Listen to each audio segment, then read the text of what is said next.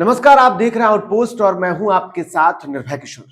बिहार को विशेष राज्य के दर्जे ने जिस तरीके से बिहार ही नहीं बल्कि पूरे देश में उथल पुथल मचा दी है, ऐसा लग रहा है जैसे मानो मोदी सरकार घिर चुकी है पूरी तरीके से।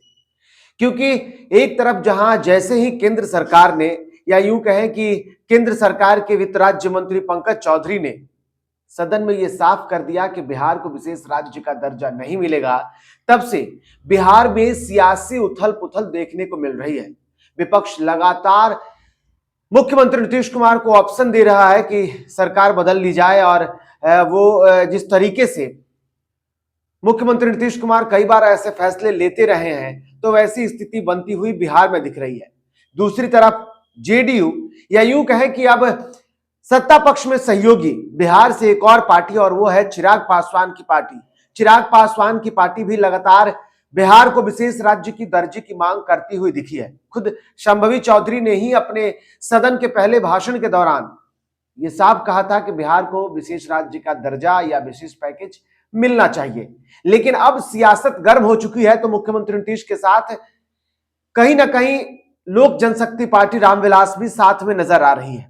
दूसरी तरफ 2000 के बाद से जिस तरीके से बिहार को विशेष राज्य के दर्जे की मांग को लेकर के सियासत होती आई है, अब वो इस बार जब केंद्र सरकार ने इनकार कर दिया तो अब ये सियासत परवान चढ़ रहा है।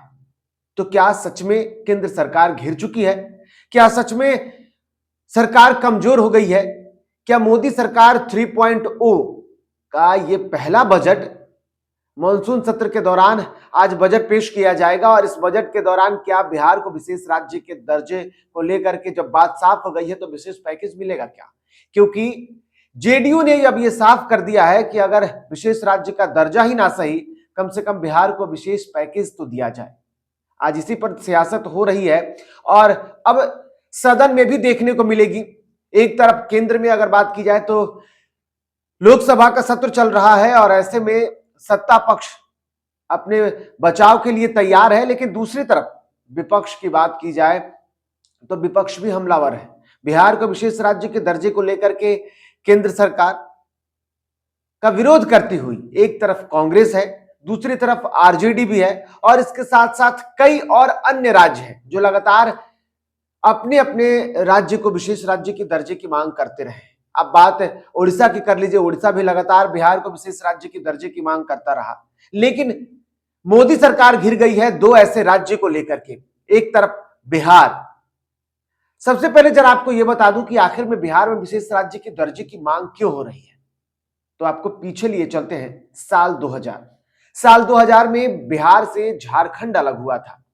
तब से यह कहा जाने लगा था कि झारखंड के अलग होने के बाद जितनी भी विशेष संपत्तियां हैं, चाहे खनिज हो या फिर और आय के स्रोत जो सबसे अधिक रहे, वो झारखंड के पास चले गए।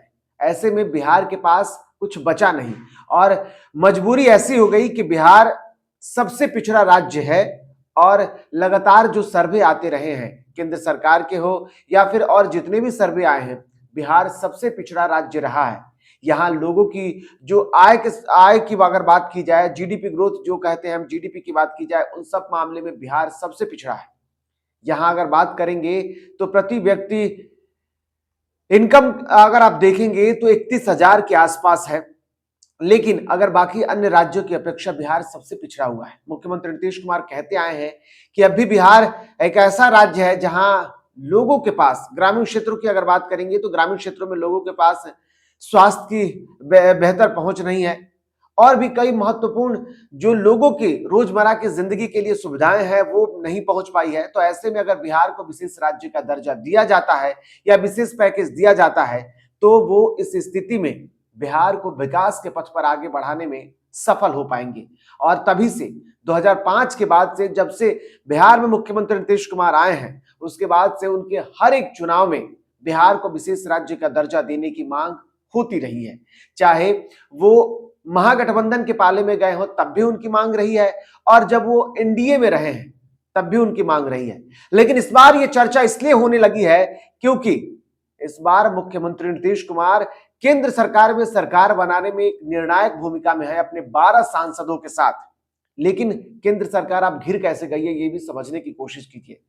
बजट सत्र के दौरान आज जब मानसून सत्र में बजट पेश किया जाएगा तो सभी को उम्मीद है, खास करके जेडीयू को उम्मीद है कि बिहार को विशेष राज्य का दर्जा ना ही सही, कम से कम विशेष पैकेज दिया जाए। और ये जेडीयू की मजबूरी भी है, क्योंकि एक तरफ जहां मुख्यमंत्री नीतीश कुमार की ही डिमांड रही है, दूसरी तरफ जब इस सत्र को लेकर के सर्वदलीय बैठक हो रही थी तब राजद ने खुद डिमांड तो की, लेकिन जेडीयू के रामप्रीत मंडल जो रहे, उन्होंने इस बार बिहार को विशेष राज्य के दर्जे की मांग कर दी। अगर आप देखेंगे तो जेडीयू के जो राष्ट्रीय अध्यक्ष हैं, शून्यकाल के दौरान जेडीयू के राष्ट्रीय अध्यक्ष खुद संजय झा रहे, उन्होंने मांग कर दी।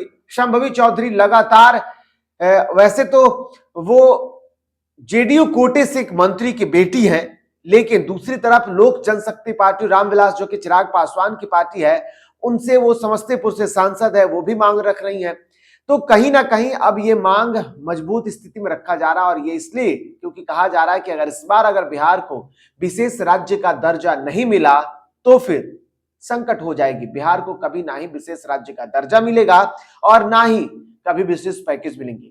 दूसरी तरफ केंद्र सरकार के इनकार के बाद से आरजेडी लगातार बैठक कर रही है और लालू प्रसाद यादव की तरफ से नीतीश कुमार को दल बदलने, आरजेडी का समर्थन मिलने की पूरी तरीके से हरी झंडी मिल चुकी है।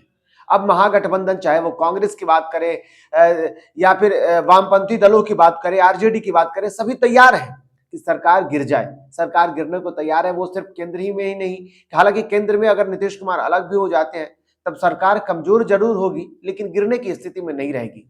दूसरी तरफ बिहार की अगर बात की जाए तो अगर मुख्यमंत्री नीतीश कुमार एक बार फिर से बड़ा फैसला लेते हैं और एनडीए से इनकार करते हैं वो बिहार में, तो बिहार में एक बार फिर से बीजेपी विपक्ष के तौर पर अपनी भूमिका निभाती हुई दिखती नजर आएगी। दूसरी तरफ वामपंथी दल कांग्रेस और आरजेडी मिलकर के जेडीयू के साथ बिहार में सरकार बना सकती है। 9 बार शपथ लेने वाले मुख्यमंत्री नीतीश कुमार एक बार फिर से शपथ ले सकते हैं। हालांकि कुछ दिन के बाद बिहार में भी चुनाव होना है, और दूसरी तरफ जब केंद्र में सरकार बनी तब मुख्यमंत्री नीतीश कुमार ने यह साफ कह दिया है कि वो अलग नहीं होंगे किसी भी कीमत पर। दूसरी तरफ जब जेडीयू के राष्ट्रीय अध्यक्ष संजय झा को बनाए गए, जो कि पहले बीजेपी के नेता रहे और दोनों ही दलों के बीच में कड़ी जोड़ने में उनकी महत्वपूर्ण भूमिका रहती है, तो ऐसे में ये उम्मीद तो नहीं की जा रही है कि बीजेपी से मुख्यमंत्री नीतीश कुमार, एनडीए से मुख्यमंत्री नीतीश कुमार अलग होंगे और सरकार कमजोर है। लेकिन सरकार समस्या में फंस चुकी है। अब कैसे, ये जरा समझ लीजिए। एक तरफ तो बिहार लगातार बिहार में विशेष राज्य के दर्जे की मांग कर रहा है, दूसरी तरफ जब से आंध्र प्रदेश से अलग करके तेलंगाना एक राज्य बना, तब से आंध्र प्रदेश भी लगातार बिहार में, माफ कीजिएगा, आंध्र प्रदेश में विशेष राज्य की दर्जे की मांग करता रहा है। आंध्र प्रदेश का कहना है कि जब से उसकी आर्थिक राजधानी तेलंगाना को अलग कर दिया गया तब से आंध्र प्रदेश कमजोर हो गया है, विकास के पथ पर वो तेजी से नहीं बढ़ पा रहा है। तो ऐसे में केंद्र सरकार आंध्र प्रदेश को भी विशेष राज्य का दर्जा दे। उड़ीसा में भी लगातार उड़ीसा को विशेष राज्य के दर्जे देने की मांग होती रही है। अब सवाल यह है कि जहां एक तरफ 12 सांसदों के साथ मुख्यमंत्री नीतीश कुमार अगर विशेष राज्य ना सही विशेष पैकेज ले लेते हैं केंद्र सरकार से, मोदी सरकार से, तो फिर आंध्र प्रदेश कैसे पीछे रह सकता है। हाँ, ये अलग बात है कि आंध्र प्रदेश के सामने, जहां आंध्र प्रदेश की पर कैपिटल इनकम जो है वो देखेंगे तो 1.5 लाख के करीब है, लेकिन बिहार में पर व्यक्ति इनकम 31,000 के आसपास है। तो ऐसे में दायरा तो बहुत बड़ा है, लेकिन नीतीश कुमार से ज्यादा सांसदों के साथ आंध्र प्रदेश सरकार में, एनडीए की जो सरकार बनी है केंद्र में, उसमें अपनी महत्वपूर्ण भूमिका अदा कर रही है।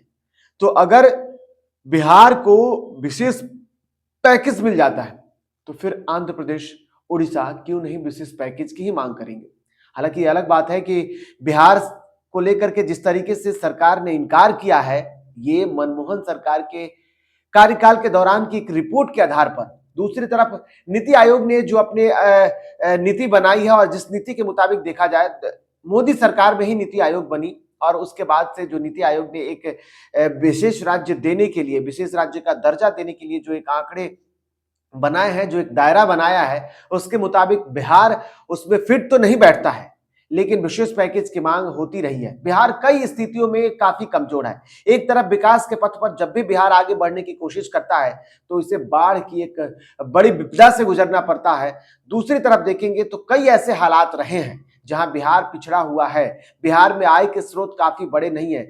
यहां पर अगर आप देखेंगे तो रोजगार के संसाधन बहुत कम है और यही कारण है कि बिहार लगातार यहां से पलायन की समस्या रही है। अगर बिहार में रोजगार, कल कारखाने अगर होते, इनकम के सोर्स बेहतर होते तो बिहार आगे बढ़ सकता था। और ऐसे में अब बिहार केंद्र के ऊपर नजर गड़ाए हुए है, केंद्र सरकार से उम्मीदें लगाए हुए है और दूसरी तरफ विपक्ष भी लगातार मुख्यमंत्री नीतीश कुमार की पार्टी जेडीयू मुख्यमंत्री पर लगातार हमलावर है।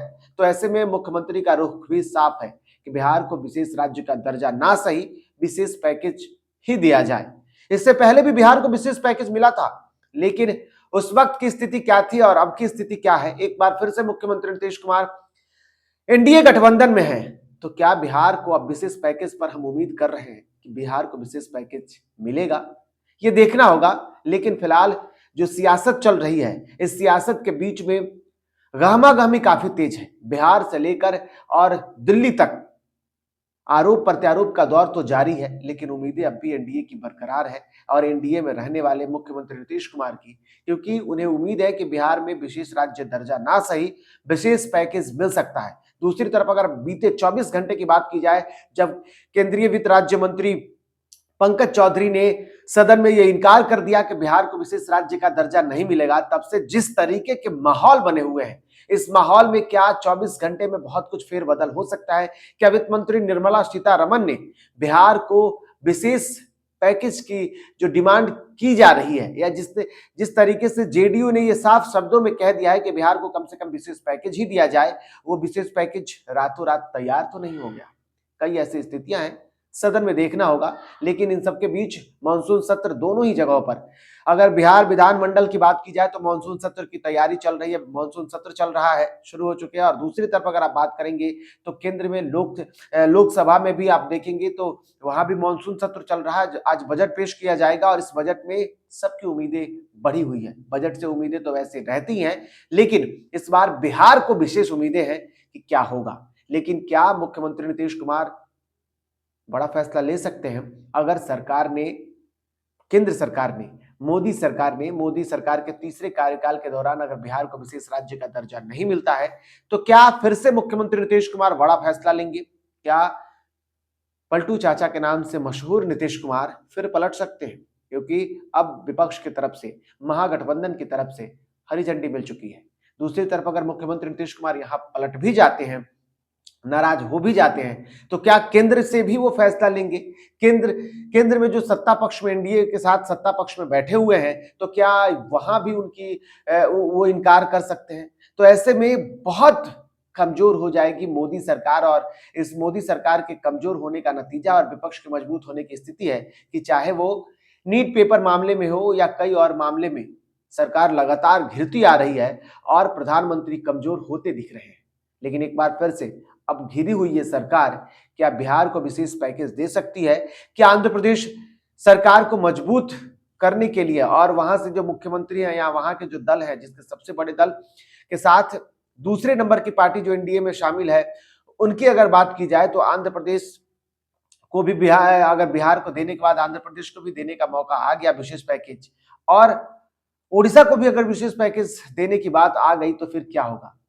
तो पूरी तरीके से घिरी हुई मोदी सरकार किस तरीके से सदन में निकल पाती है विपक्ष के इस हो हंगामे के बीच, क्योंकि हंगामे तो होने लाजमी है, और ऐसे में हो हंगामे के बीच क्या सदन में सब कुछ बेहतर करने में सरकार सफल हो पाती है, ये देखना होगा। फिलहाल इतना ही, मुझे दीजिए इजाजत, नमस्कार।